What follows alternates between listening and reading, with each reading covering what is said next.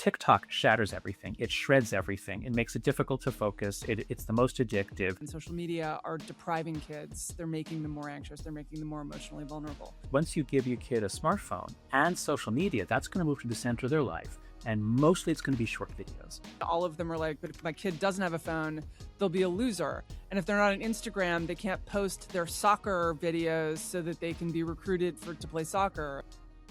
On the evening of Tuesday, August 4th, news broke that celebrity blogger Paris Hilton had been hospitalized after he live-streamed apparent acts of self-harm on TikTok. The video was graphic, to say the least. Hilton was, of course, hospitalized, and I am praying for him and his family. This isn't just a story about one blogger, it's a story about everyone who could see it. Because this live stream wasn't hidden in some obscure corner of the internet. It appeared on a mainstream app where a teenager can move from dance videos or makeup tutorials to another person's mental health crisis with one flick of a thumb, and then close the phone and try to live normal and productive lives. It's a never-ending debate. But nowhere does it seem more fraught than in schools. And as we enter back-to-school season, administrators are once again trying to figure out what to do about phones. Leave them in backpacks, collect them at the classroom door, or lock them away all day, possibly triggering furious texts from parents who are themselves furious that children spend all day texting. Economists call this a collective action problem. Normal people call it, everyone hates the situation, but no one wants to go first. So our guest today is Jonathan Haidt. He's spent his entire career studying human flourishing, moral communities, and the institutions that shape us. In his book, The Anxious Generation, he argues that we've replaced play-based childhood with a phone-based one. I talked to Jonathan about what children are able to learn when they're not constantly supervised, what short-form video may be doing to attention and motivation, and whether families, schools, and governments can solve one of the most vexing problems of our time. We also trace how Haidt's earlier work on happiness, moral psychology, and institutional fragility led him to studying this, and also led him to not just study it, but try to do something about it. Jonathan, welcome to the show. I first discovered you through The Righteous Mind, through your work on moral foundations, went back and read The Happiness Hypothesis, and then of course you had The Coddling of the American Mind with my friend Greg Lukianoff, and then The Anxious Generation. So I'm actually just going to ask you to can you give us a précis of each of those four books, starting with The Happiness Hypothesis? What is your argument in that book? I could say this, but I feel like you're going to do a better job for readers than me. Yeah. So, my main research has been on moral psychology. So The Righteous Mind is the report of the research that I did in the first half of my career, mostly at the University of Virginia. Because if that's the anchor, then I thought everything else was just these unrelated things. But it turns out, actually, there is a thread through all of them. So thank you for this question. My first book, The Happiness Hypothesis, it was a project that grew out of my teaching Psych 101 at the University of Virginia, where I spent the first half of my career from 1995 through 2011. And I love teaching Psych 101. And you get to basically explain human nature to 300 18-year-olds. And I would often use metaphors, and I would use quotations from Buddha or Jesus or Shakespeare. And when in my fourth year, and I had the idea to put them all to I wonder how many of these truths there are. I started just sort of collecting them and categorizing them. I read through the Bhagavad Gita. I read through, the Quran, the wisdom texts of all these societies. And I found especially Stoicism and Buddhism are incredibly rich psychologically. So those are really the two richest. Christianity, Judaism, there are a lot, but those are some of the really rich ones. And I got a contract to write a book called 12 Great Truths, Insights into Mind and Heart from Ancient Cultures and Modern Psychology. I got the contract. I started writing the book. I was running out of time. I changed the title to 10 Great Truths and Insight into, that's actually an old Mel Brooks joke for old men who are watching. But it was just 10. And old women. Yeah, that's true. Although I think Mel Brooks appealed more to boys in the 80s, I think, than to girls. Anyway, okay, fine. And so the book, I think, came out really well. It's my wife's favorite of my books. It's the most positive. It's upbeat. Oh, it also grew out of my getting involved in positive psychology. That's the key thing. In addition to my morality work, which is all dark and serious about war and division, Then there was this happiness work, totally unrelated, I thought. And so that's what the happiness hypothesis was. And so it's great truths like there's nothing good or bad, but thinking makes it so.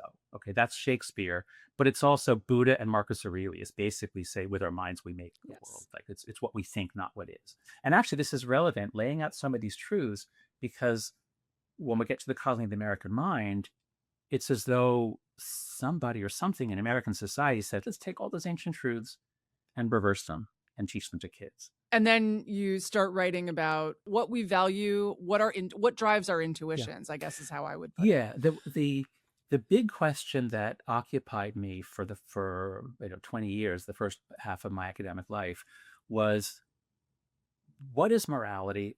Why is it so different around the world? Yet you have all these really similar things. I took a course my second year of grad school at Penn with a wonderful professor, Alan Fisk, anthropologist, and you read all these different biographies of cultures around the world, and they all have purity and pollution rules and taboos, very much like what you find in the book of Leviticus. But we don't really have them today. And so, like, how could it be that these cultures are so different, but very specific things will be similar? And so I played around with metaphors like, is it like language? A lot of people said morality is like language, there's a psychology of language, but it varies. And I was already coming to see in my research that it's not about computation. It's not about reasoning. It really is gut feelings. It's rapid intuitions, and then we justify it afterwards. You have this great metaphor, the elephant and the rider, where the elephant is our emotion and then the rider thinks it's in charge. But if the elephant wants to go somewhere, like the rider is going to have a real hard time Yep, changing that. exactly. And that is, yeah, psychologists tell me that was their favorite part of the happiness hypothesis. And that metaphor actually goes through all my books. So great truth number one in the happiness hypothesis is the mind is divided into parts that sometimes conflict, like a small rider, which is reasoning, on the back of a very large elephant, which is all the other stuff, especially intuitions, emotions, automatic processes. So that was there as great truth number one in the happiness hypothesis. And that was really the foundation of my research in moral psychology, the righteous mind. And so I'm doing the research for that. Now, at the time, I'm a Democrat. I'm on the left, just like everybody else in the academic world, certainly in the social sciences. And boy, are we paying the price for that today. And in any case, so my original thought in writing The Righteous Mind was, I'm going to write a book that's going to help the Democrats stop losing to George W. Bush, because there were two elections where I thought the Democrats should have won. Both of them, Al Gore and John Kerry, were not very good at speaking to American morality. They didn't understand it. And George Bush did.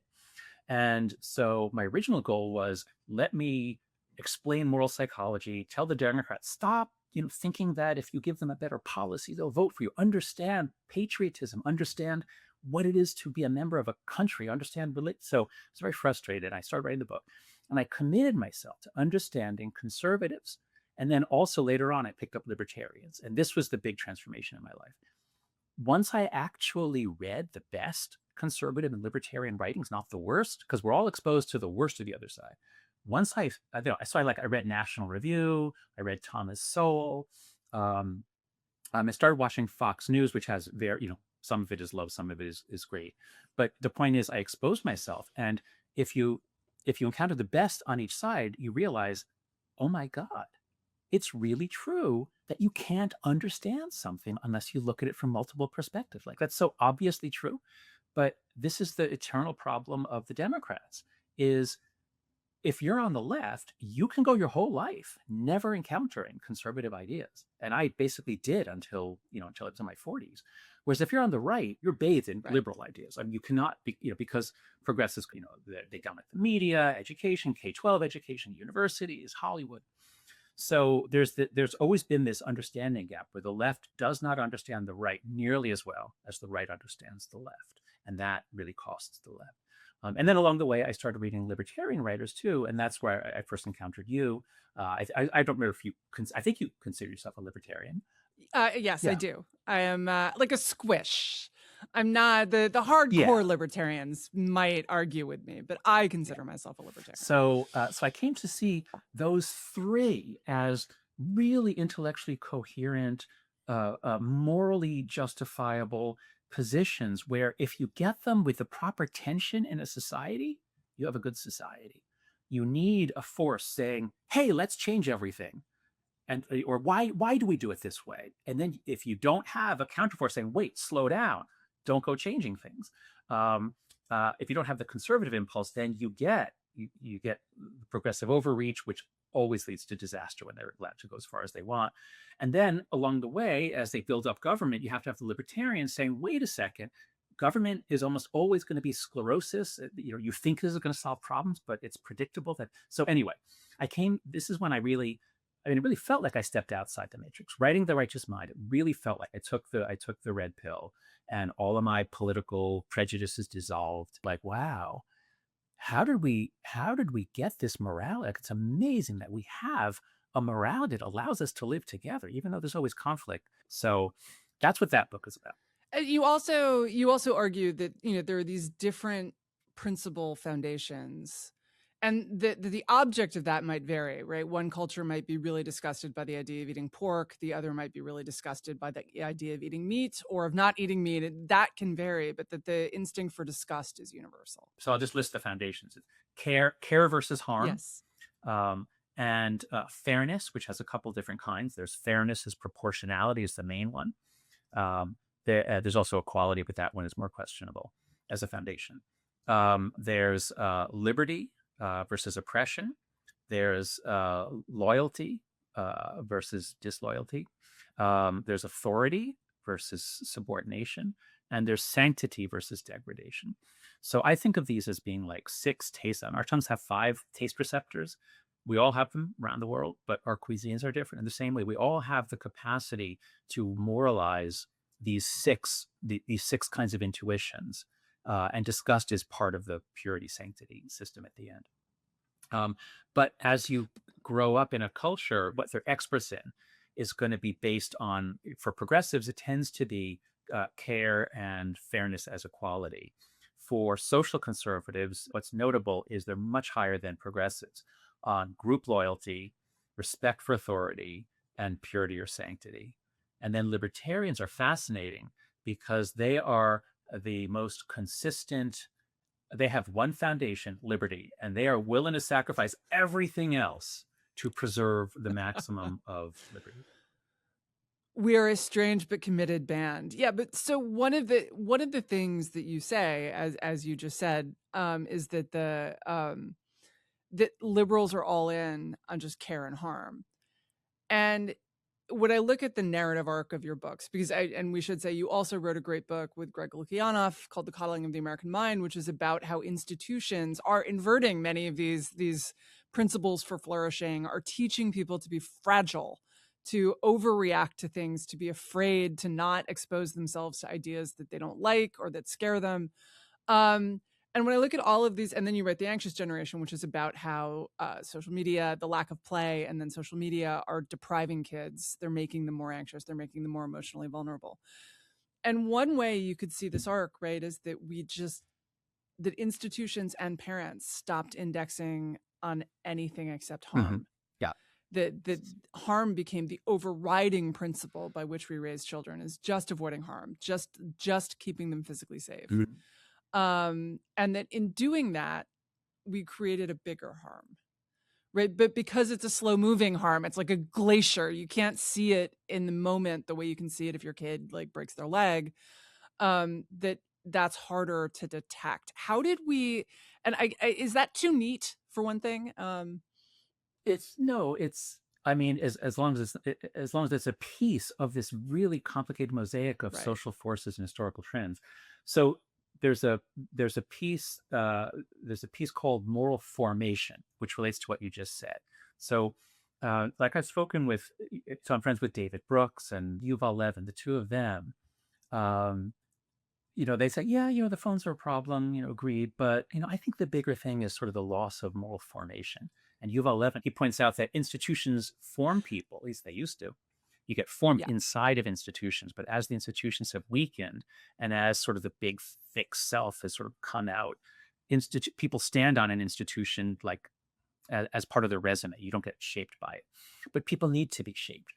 And so the righteous mind, one of the 3 principles of it is morality binds and blinds. You have to grow up within a moral matrix, like like the movie The Matrix. You have to grow up in a moral matrix, which is an imagined world. It's a consensual hallucination. We libertarian Americans, have our frame of meaning, our judgment, or we, Iranian conservatives, whatever it is. Kids need to grow up within a moral world, and that moral world has been systematically taken apart. And the right blames the left for this, and I think there's some truth to that. Progressives say, no prayer in schools, no, don't say the Pledge of Allegiance to the flag, don't teach American history as good things, teach it, as either more balanced is what I got, but sometimes it's even more critical is what my kids got. Um, and so kids need to grow up in a moral order. And if you just are systematically taking pieces away, it's kind of like if you're systematically pulling oxygen out of the atmosphere. Nobody's going to notice at any point. But after, just like people just start getting dizzy, like we're not as energetic as we used to be. And this, I think, is why Gen Z, it's one of the contributors for why Gen Z has such a sense of meaninglessness. The saddest graph in the anxious generation is, do you agree or disagree with this statement? My life feels meaningless. And it used to be, I forget whether that was 10 or 20. It was, it's 10 or 20, but it's like, it was pretty low until 2012. And then all of a sudden that goes way, way up. So yes, moral formation, the need to be raised in a binding moral order. And then you can change your morality when you're older, but you need one when you're growing up. And what would you say that, I mean, there is some morality that they're being raised with, right? They're not just being like feral raised by wolves. How would you describe the moral universe that kids are being raised in right now? Right now, I would describe it as a whirlwind of confetti. So we used to have a play-based childhood. In play, you learn the skills of democracy. In play, a group of kids, different ages, have to work out, what are we going to play? I want to play tag. No, I want to play this. Well, should we vote on it? Like, how do we decide? Well, okay, we'll do yours game today, mine tomorrow. I mean, so unsupervised play is the best place to learn the skills of democracy. You don't learn it from being lectured in class, although you need a lot of facts, but you don't. And also, for hundreds of years, kids were raised with books. We read books, and books are a long thing. And the books often were moralistic. The books had moral lessons. When you go around old universities, you will find moral lessons carved into the stone because people used to understand, let's surround our kids with exhortations to excellence. So kids had a thick, rich moral world, and it was all very coherent. And it was your parents or grandparents. It went back many, many years. What's happened now? Once you give your kid a smartphone and social media, that's going to move to the center of their life. And mostly it's going to be short videos. I can't stress this enough. I underestimated the harm. When I wrote The Anxious Generation, I grossly underestimated the harm because all I knew was older Gen Z who'd been shaped by Instagram. Now, Instagram is terrible, especially for girls. But when I was writing this in 2022, 2023, we didn't know much about TikTok and we had no research on it, what it was doing. And now it's clear. TikTok shatters everything. It shreds everything. It makes it difficult to focus. It's the most addictive. It's stupid. It's degrading. It's violent. It's sexual. I mean, it depends on your feed. But for boys, there's a tremendous amount of violence. I mean, yeah, I just watch pressure washing videos of rugs. Okay, that's you. But I wouldn't call it degrading. Maybe a waste of time. But here's a challenge for anyone out there. Yeah. If you ever are addressing a large number of like high school kids or college kids, do it separately by sex. Ask, first the girls, women in the class. How many of you see an actual person being killed, like the moment that they are killed, like murdered or run over by a car or suicide? Like, how many of you see that like at least once a month? A couple hands will go up. And then you ask the boys, how many of you see it? And it's not a majority, but it's a lot of it. Like it just becomes part of your feed is to see murder and horrible, horrible things. Because unconsciously, if you're interested, if your brain reacts to it, the algorithm picks that up. Even if you say, I don't want to see people dying, but the algorithm picks up that you linger on it. So I'm just saying, to answer your question, TikTok shreds everything. You cannot construct a morality out of 15-second videos. You cannot have a worldview. All you have is entertainment. And if you imagine a child growing up and let's take out 2/3 of the books, Let's take out half the religion. Let's take out half the running around outside. Let's take out 90%, 80% of the playground interact. Let's take out everything. And let's put in 5 hours a day of social media, which is the average. That's the average. And that's mostly short videos. For a lot of kids, it's 7 hours a day, which means basically if they're not like, well, I was going to say if they're not eating, but even if they're eating, they're watching TikTok. So, so my answer is, I think if kids grow up on social media, it's going to be very difficult for them to have a sense of coherence, meaning, purpose, that their life matters, that the world is coherent. I think TikTok is a complete disaster for the human race. And that includes Instagram Reels and YouTube Shorts. Does anyone else feel like August is the Sunday of summer? You know, things are not quite over, but they're about to be over.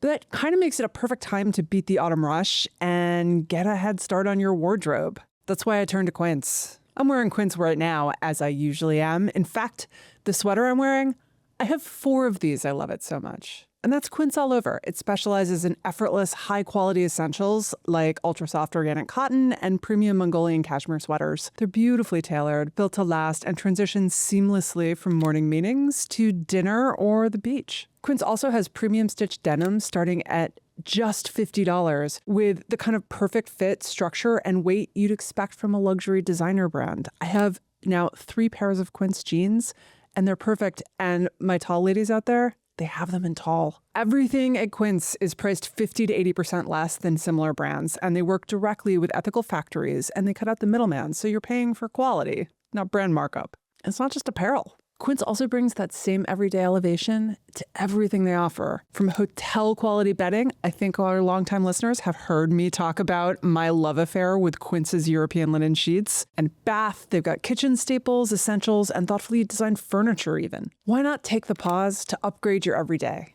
Download the Quince app for app-exclusive offers or go to quince.com/Megan. Get free shipping on your order and 365-day returns. And that's now available in Canada and the UK too. That's quince.com/Megan, QUINCE.com/Megan. So one thing that I wonder about, and you've talked about this. We don't really know, right? We won't know for a while. But you know, there's the question of, does it matter more because their brains are young, right? Is there recovering from this once your brains have been shaped that way?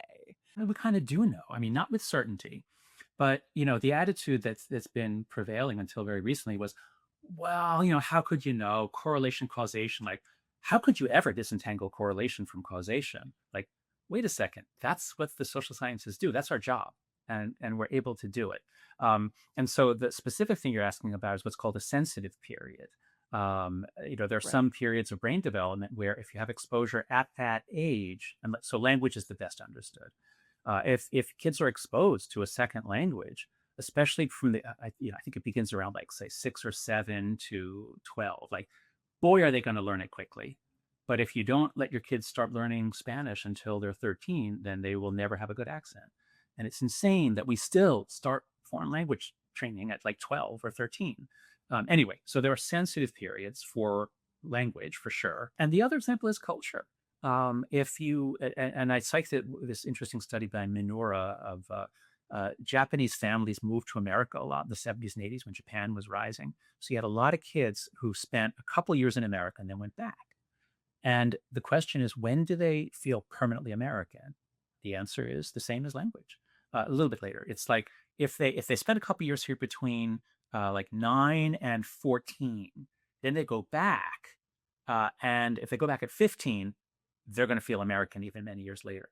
But if they were here from 6 to 9 and then they go back, no problem. They become fully Japanese. So if we have a sensitive period for culture learning, of course we do. What is puberty about? I mean, initiation rites, like puberty is when you make the jump. You're a child, and now we are going to show you how to be a man in your culture or a woman. It's always gendered. How do you make the jump? What are the virtues you need? What is the secret knowledge you need? Like all that stuff is done at puberty. And what do? We gave up any sort of initiation rites or sort of education for manhood or womanhood long ago. And then in 2012, we said, how about y'all just have a smartphone and you spend your adolescence watching short videos? How about that? And that's what it is. That's what programs the neural development. The neurons are Right. frantically the dendrites are seeking out axons. The brain is wiring up, especially fast during puberty. And that's exactly when influence is likely to set. That is, exposure in those years is probably puberty is the worst possible time to be on social media. And I think that's why the millennials were okay, because the millennials did not get social media until they were in college, or later. Whereas Gen Z, I define Gen Z as, if you got social media in sixth or seventh or eighth grade, that That's changed you. Gen That Z, changed right? your generation. And that's why 2012 is the key year when everything moved. Like in 2010, kids didn't have smartphones, and Instagram was founded, but it was a photographer site. By 2015, everyone's got a smartphone and Instagram. So walk us through what you think this has done to people's brains, the anxiety, the depression. What is the worst piece of that? If you had to pick one aspect of it that is the worst thing, Yeah. what would it be? So in the anxious generation, I focused on the mental health. And I thought, because that's where the information was best, we have really good data on that. So I thought the worst thing was that it damaged the mental health of tens of millions of American kids and hundreds of millions of human kids. And for girls, we're talking in the ballpark of 20 to 30%, I would say, have been damaged. Their mental health is made worse by this. So that's a unbelievable. I mean, this is bigger than every industrial accident in history added up. So I thought that was it, because I didn't understand the effects of TikTok. We didn't understand it in 2023. But there are so many new articles coming in, so many new studies coming in the last couple of years, that it's the quick stimulation. It's having a touch screen, and it's not just puberty. It's also 0 to 5. You walk around our cities, you'll see strollers where the kid has an iPad. There's a rack to hold the iPad or iPhone in front of the kid's face. So that, I think, disrupts so much of brain development. And the two main areas. So I'm not a neuroscientist, and I haven't gotten deep into the brain research, because that's often kind of, I'd rather stick at the psychological level. But the two functions that I think are clearly affected, the most obvious one is reward circuitry, dopamine circuits, the ability the motivation to act, all of that. That, I think, for boys, that's the big one, I think. So girls were Okay. damaged by social media in a lot of ways: social comparison, body image, all of that. For boys, I need to keep your focus on all the different industries that make their money by hooking boys' brains, by saying, here, come over here, and if you do some action, you'll get quick dopamine. So it's sort of the video game. They're tailored, and they talk about this. They're tailored to give you a reward on just the right schedule, as B.F. Skinner would have done if he were alive today. So it's the dopamine circuits, and if you're accustomed to getting quick dopamine, then it's painful for you to do something that gives slow dopamine, like read a book or take a course or build a treehouse or anything else. You just want the quick dopamine. And so a lot of these companies have so damaged their motivational systems that it's hard for boys to pay attention, to set goals, and to pursue goals. Let me make some of the counter arguments that have been offered. Let's do it. And let Hit you. me with the, Yes, hit me let's with do the it. biggest counter arguments you can find. Well, I mean, so one argument that I could make is like, look, if you think that the fact that the kids ended up locked inside doing video games and phones, maybe is downstream of the fact that my generation absorbed wrong lessons from cable news and felt like, it's not just that, right? Obviously, there is also a supply side that technology exists, but part of it is that people don't want to let their kids out. They don't want to let them bike around the neighborhood. They don't want to let them do things. So of course they're inside, right? And it's a lot easier than driving your kids, is let them play video games with headphones on with their friends online. So one argument is that if you think that that's the problem, I can make an argument that maybe social media helps fix this, right? Because we're not seeing every child kidnapping collectively in the same way that we were when everyone was seeing the same stories on CNN. Mm-hmm. This is a little bit of a devil's advocate argument, but Yeah. I'd like to get your thoughts. Like, could we actually use social media in a way to break some of the care harm? Yes. If this was 15 years ago, then that would have been very plausible. And when social media came in, most of us were very optimistic about it. When it really came, 2003 is really where, that's like MySpace and Friendster and Facebook come in around then. And we all thought, wow, it's connecting people. That's great. Humans have always wanted to be more connected. That's great. And it's free. And we thought, oh my God, democracies are, super empowered. Let's bring down the dictators. And then all the way through the Arab Spring, it looks amazing. And we think, well, the kids are sitting inside alone all the time, but they're making friends, and maybe this is just the way they do it. Like this is, who are we old people to say that you need to be face to face? So 15 years ago, that would have been a perfectly plausible hypothesis, and I would not have been able to say whether it was true or false. Now we know it's false. Now we know that um, human children need certain things. They need a lot of face to face time, touch, smell, our senses. Like when you grow up online, there's no more touch. It's all just the glass. There's no more smell. You're not interacting with the world. But the main thing is just face to face time with friends. So that's necessary. It's not, you can't just service it by we each liked each other's posts. That doesn't work. Um, Also, there's now so much direct evidence, experimental evidence, longitudinal studies, natural experiments, leaks from the companies. Like we know that it is causing harm. It is not just that, as Mark Zuckerberg says, oh, well, it's a correlation, but actually it's because kids who are depressed, they go onto Facebook to find, or Instagram to find friends and to find information. And so it's actually a good thing that heavy users are depressed because they're no, that is not what is happening. And the clearest proof of that is there's more than 25 or 30 studies, like 35 separate examples of stuff, but there's about 25 publications. We have a meta-analysis being under review right now, where if you randomly assign young adults to reduce or quit social media, as long as it goes for at least a week, they almost all the ones that have measures of depression and anxiety, almost all of them find that those go down. If it's only done for a day, they don't, because if you get people off heroin for a day, it doesn't make them happy. It gives them withdrawal. But if you forget the ones that are just a day or two, you just look at the ones that go a week or longer, you actually get an effect very, very consistently. One of those studies was done by Meta itself. It's called Project Mercury. If people don't believe me, please go to metasinternalresearch.org. My lab group found there, I think we have 35 different studies that Meta did that came out in the various leaks. And they knew exactly what they were doing. They knew they were hurting kids. They knew it was causing harm. They knew it wasn't just a correlation, and they did it. So if you get the kids off the phones, how much recovery do you expect? I mean, because kids who go back to Japan, right? I presume that most of them, despite identifying as American in some way, they get along okay in Japan, right? They manage to live full and happy Right. lives. If you go there as a young adult, you can make the adaptation, just not perfectly. So I think the answer, and I noticed from my class, I teach a class called Flourishing at NYU, and the undergrad version, they're all about 19 years old, plus or minus. And almost all of them grew up, they're all Gen Z, they all grew up, or they almost all had social media in middle school. And so if you want to know how much recovery can they make, I guarantee you that what we're talking about is somewhere between 10 and 90 for sure. Meaning, if the sensitive period hypothesis is correct, then on average, they probably will never make it back to where they would have been if they'd had a healthy early puberty.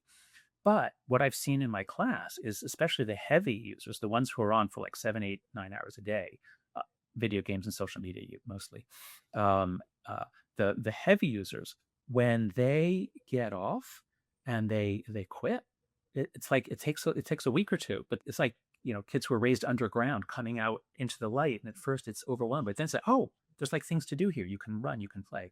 They can do their homework so quickly now that they have time to go out with friends, which they weren't doing before. All they were doing was scrolling. They become happier, more sociable. They start exercising more. They sleep more. And when you change all those systems, you get an amazing recovery. So what I can say for sure is young adults. Now, the brain kind of finishes its lockdown around 25, according to some estimates. With my MBA students, they're not as deep into it as a lot of the undergrads are, but I only have them for 6 weeks. It's not a full semester course. A lot of them are able to make amazing changes. If you improve your habits, you improve your life. So what I can say for sure is that at any stage of life, if you improve your digital habits, you will get all kinds of benefits to your ability to think, pay attention, be with people, your happiness. Will you recover it all? Probably not. But human beings are amazing and variable and flexible. So there's some people probably do.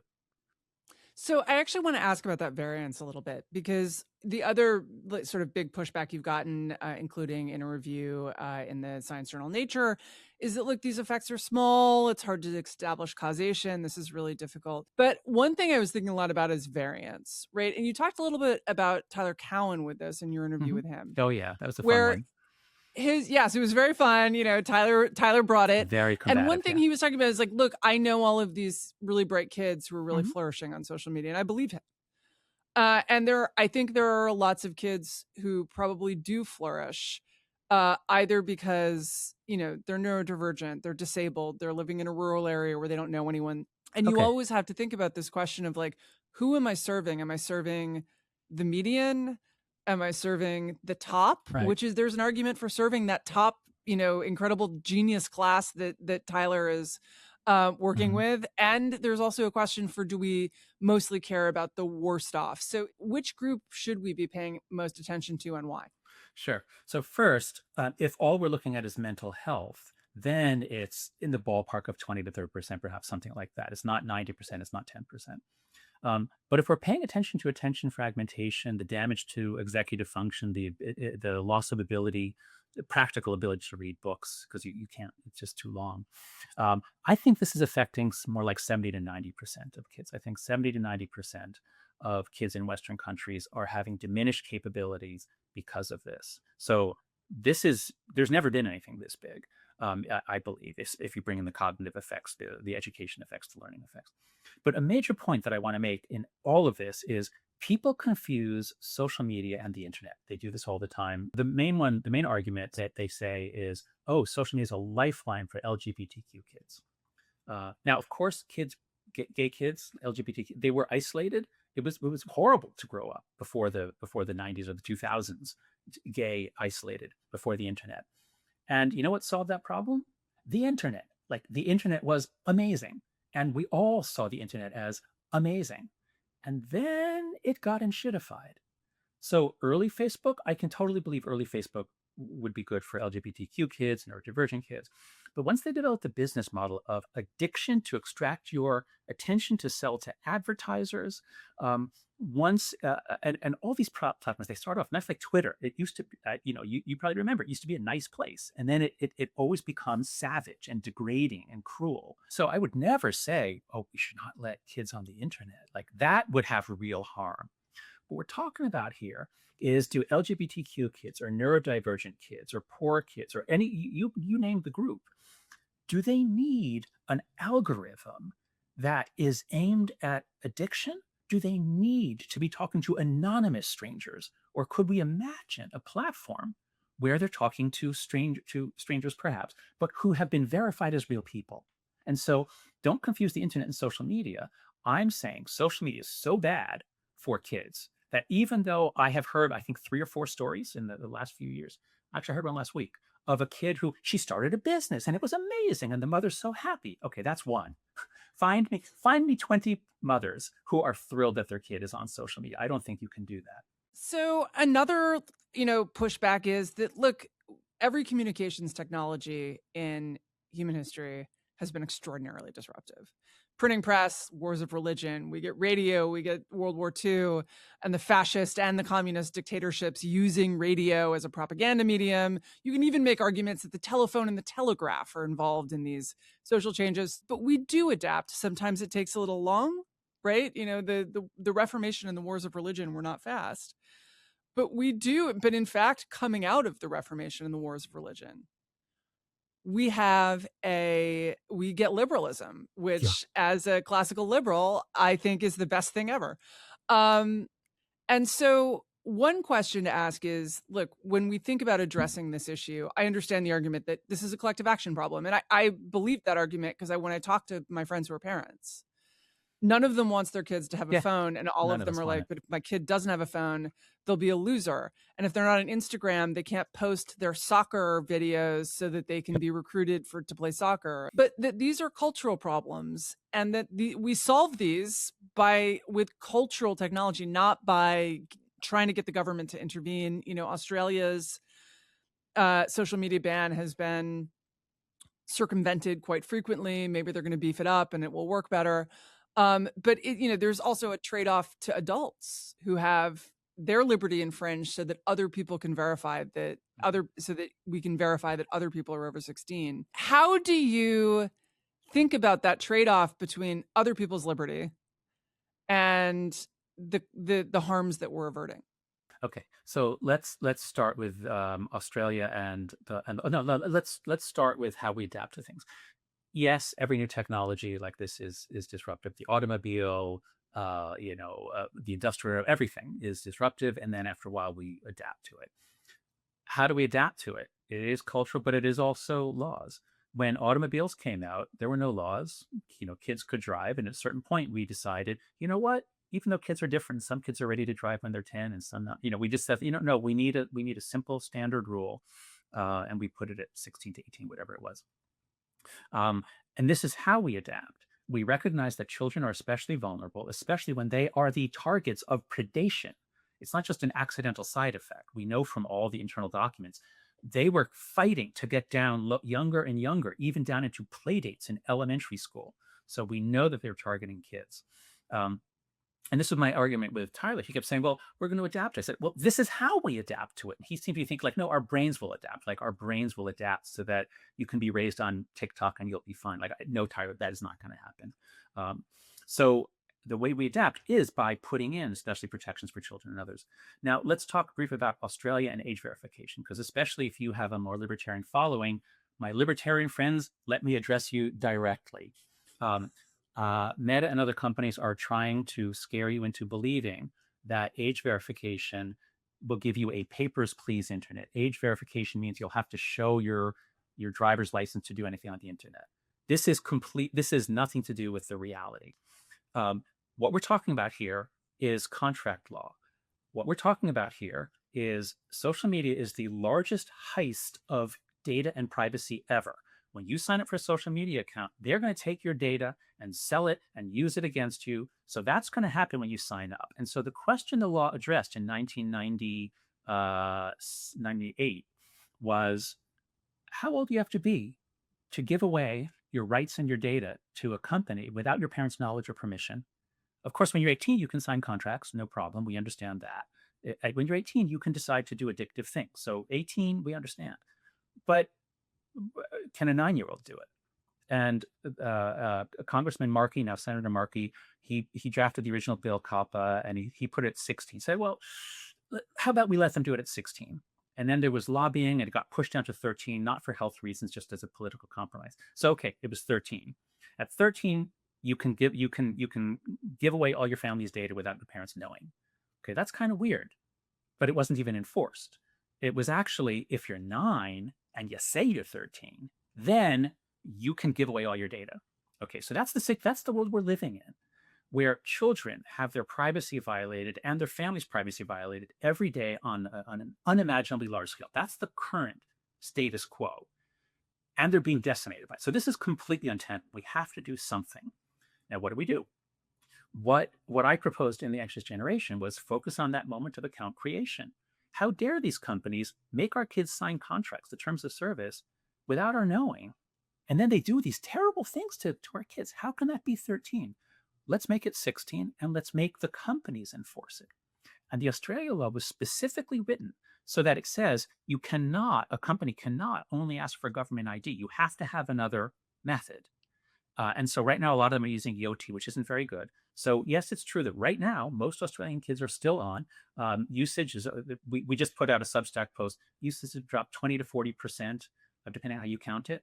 Okay, is that a failure? No, that's incredible. Can you imagine changing teen behavior, drunk driving or premarital sex? Or can you imagine changing it in 6 months by 20 to 30? That's incredible. And it's just getting started. Now that there is, for the first time, a market for age verification techniques that respect privacy. Apple and Google have already put out APIs that make it easier for companies to verify. I think what we're moving towards is device-based verification, which has zero privacy concerns. Right. So actually, one thing that I was going to ask is why not just ban smartphones for kids under 16? If you're going to ban something, Nah, it actually seems to me to be in lots of ways less intrusive to go after the phones I than to can't go imagine that. after the social media I accounts, can't right? imagine telling parents that you can't give your child a smartphone before 16. No, it just doesn't make sense. I mean, well, here we are for like we're bringing up wild ideas. That's No, part of but our brand. But okay, why okay, not? Why is it impossible? Why do parents want their kids to have a smartphone at 14? okay. Well, they certainly so first of all, I had no problem with you giving your kid a phone, a basic phone, a flip phone, a phone watch, to communicate with your kids. So let's be clear, Right. we're No, not. that's what I'm saying. Like, give them flip phones, but not smartphones. Yeah. So I want that to be the norm. That's the norm that I'm aiming for. In the anxious generation, I propose Yeah. four norms. No smartphone before 14. That's a norm, not a law. No social media before 16. I meant it as a norm because I never thought we'd get a law, but actually the whole world is doing it. We're going to do it eventually too. A few states have already done it. The third is phone-free schools, and the fourth is far more independence and free play in the real world. So I want this done as a norm. Now, if it was like, if a quarter of the kids were dying from smartphones, okay, now let's talk about like, okay, maybe they shouldn't have them at all. But there's so many useful things on a smartphone. Why don't we just put an age limit on the dangerous apps? Let's just start there. So what I'm proposing is not radical. In the physical world, we have 100 years of practice age gating things that are dangerous for kids. So adults can still get porn and tobacco and go to strip clubs and go to prostitutes in some places. Like adults can do all those things and kids can do them too, but there's a lot of friction. It takes some work. Whereas online, kids can do everything, every advice all the time, frictionless, instantly available. So, this is where a lot of the deaths are is drug purchase. It's so easy to buy drugs on Snapchat and often it's laced with fentanyl and you die. So how about we just don't let kids on Snapchat? Snapchat's a really dangerous platform. So just to finish this up, um, device-based verification is such that once Apple, let's say, knows how old you are, as if you set up your account, and if the parents can verify it, or if you verify it one time, now when a kid goes to Pornhub doesn't have to know anything about you. They don't need to know your name. All they just send a ping down, yes or no, 18. That's it. Yes or no, 18 or less. And if the phone says under 18, they say, sorry, you can't come in. This is what Pornhub says they want. And I think they're actually right about it. And I gave a talk at Cato a year or two ago when I laid out device-based verification. I said, would you guys be okay with that? They actually said, oh yeah, yeah. So I can't hold them to them here on air, but what I'm saying is if you're libertarian, yes, I understand your concerns that somebody will be taking information that could be hacked. I understand that. But for the first time now, there's a market to make better means, and device-based verification is completely privacy preserved. So, what rule about technology have you found hardest to follow in your own life or household? The one that I wish I'd implemented with my family was no screens in the bedroom ever. Now we live in an apartment. There's not that much room, so it would be very difficult. But I wish we'd started with that. And of course, during COVID, that was impossible. But that's the one that I most urge people to do. I did an amazing job keeping my kids away from social media. That's worked out great. But I didn't focus enough on the computer. So they would watch a lot of Netflix. Netflix is not terrible, but just you watch so much of it, it just pushes other things out. So I wish I'd been more careful about just device use in general. But because I was in a debate with all these other researchers, so I was kind of careful. Like, I don't want to say that this. I'm just social media. That's what we know is bad. For myself, it's preserving long periods of time without distractions. So I check my email many times a day, and my team is working with me to stop doing that. Like it's the bane of my existence. It's the worst thing in my life, but yet I keep checking and checking and checking. I'm on a variable ratio reinforcement schedule. Sometimes things that come in an email are good. Um, so I need to get a better handle on attention, and trying to limit the scope of my notifications.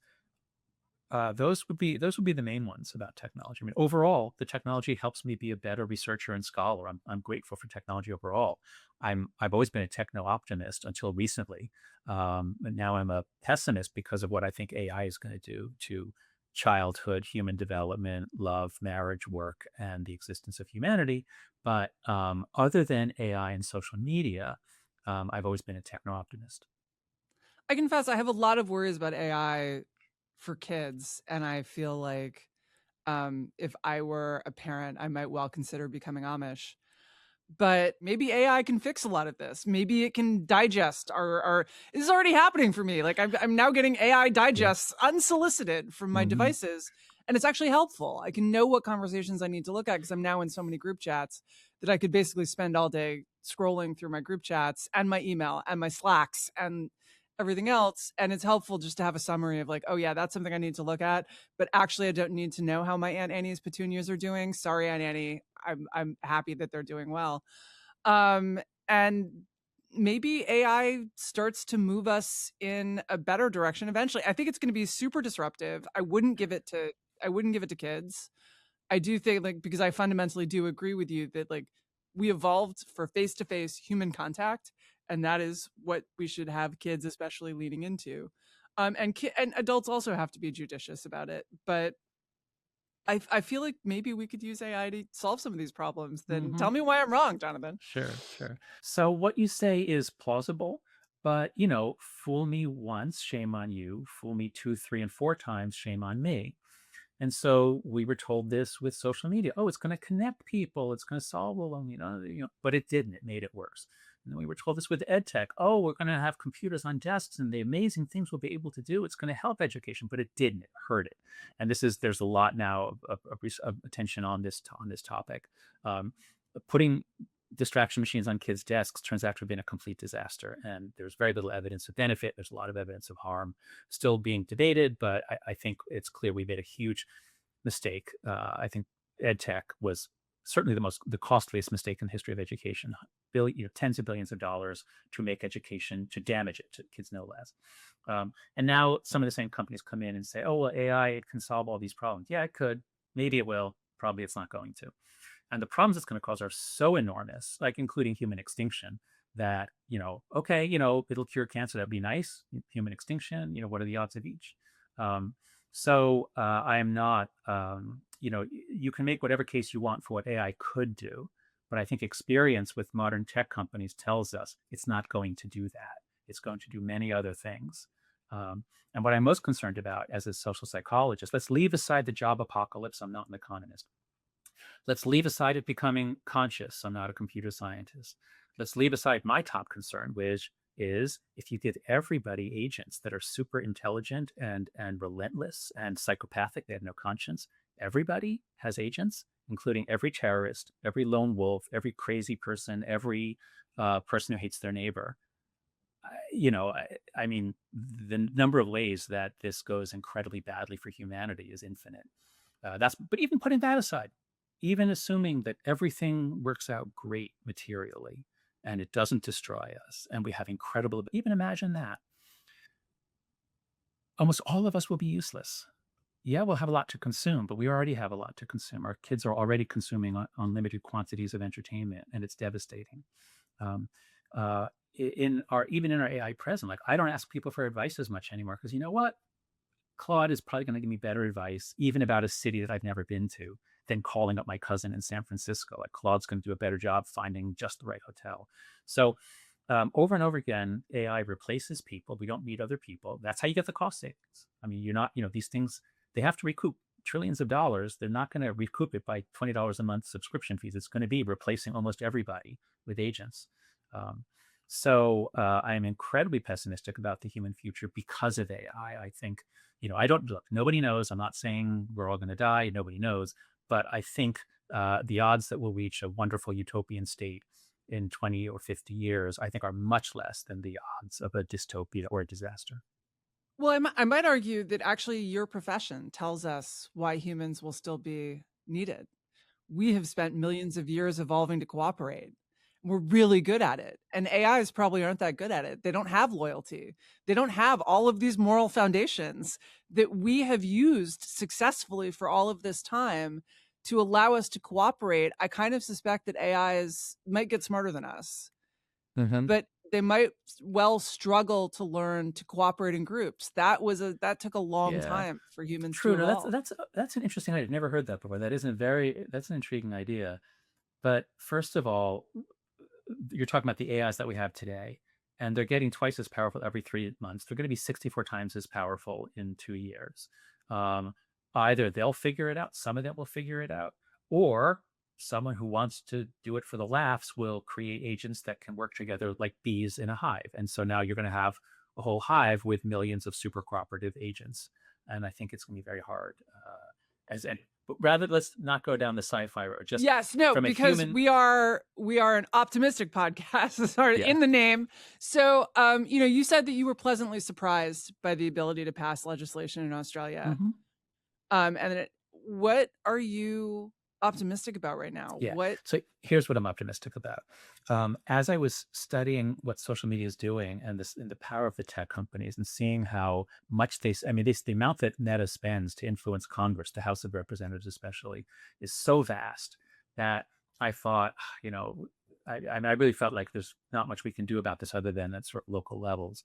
Um, but what happened after The Anxious Generation came out in 2024 is because the mothers of the world were already like fed up at their wits end, desperate. They felt something was deeply wrong.